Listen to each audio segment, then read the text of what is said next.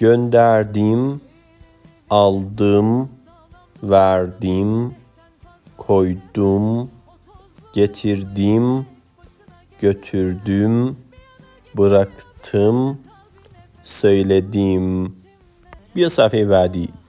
Beklettim, kapattım, unuttum, buldum, yetiştim, girdim, uyandım, uyudum.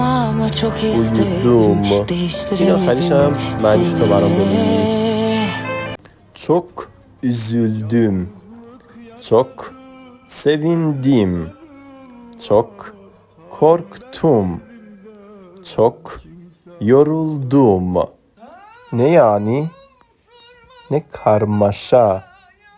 Nasıl gidiyor? Bu ne be? Karışma. این آخریش هم معنیشه تو برام بنویس. فالو یادت نره.